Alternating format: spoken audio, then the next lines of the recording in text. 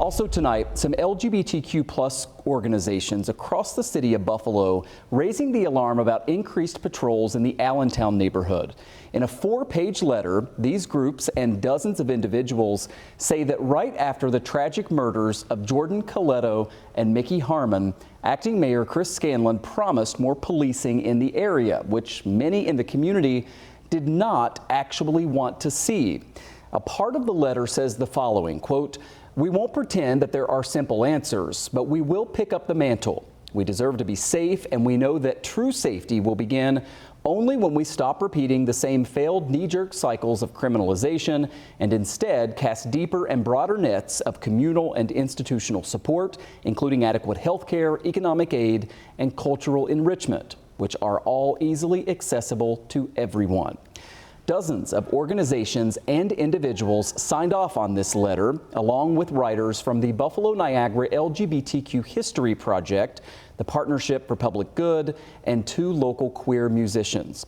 Adrienne Hill is with the Buffalo Niagara LGBTQ History Project, which led the effort to write this letter, and she joins me here live tonight. Thank you so much for taking time to join us to talk about this. I do think it's one of those things where some people see that you've written this letter and they think it's odd for groups to be calling for fewer police on patrol, considering the crime that we've seen in Allentown. Tell me what prompted you to take this move.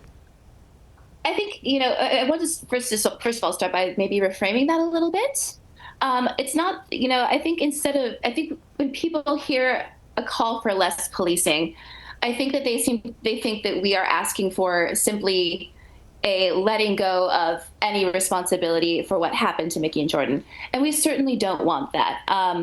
Speaking for me personally, Mickey Harmon was on the History Project's board. We miss him dearly, and we do want to see things change in the wake of his death. But the things that caused his death, things like houselessness, developers sitting on abandoned housing that is not being used to house people, widespread problems with mental health. Those are things that policing simply cannot solve. What we are asking for is not necessarily just a lessening of resources in Allentown. Allentown absolutely does need resources. What we're looking for is an investing in more of the resources that could have prevented something like this happening in the first place. Policing is always and only ever a last resort. It can only come in after the crime has been committed. We're asking for an investing in resources that might be able to actually prevent a crime like this from happening. Yeah, and is it a one or the other? I mean, there are certainly business owners and individuals in Allentown over the past few years, even preceding these 2 horrific murders, who wanted an increase in police patrols because Allentown had fallen victim, especially during some of the construction, with an increase in vandalism and break-ins and that sort of thing. Is the impetus for your letter about don't make it only about policing, or do you think there are just too many police on patrol?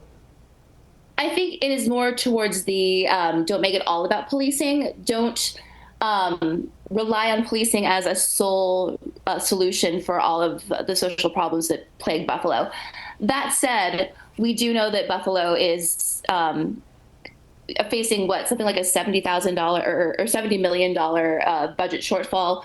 We know that there is a huge problem with police abusing overtime and taking sometimes like 6-figure salaries of overtime alone.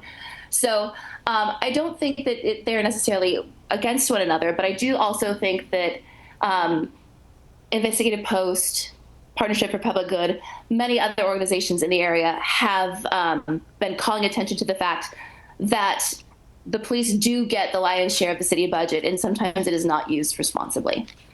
I probably only have about 30 seconds left, but what do you anticipate in terms of getting a reaction from the mayor, from the police chief, from the council? Well, we have put this up before the council. We did just hear that they are holding off on answering our demands until October.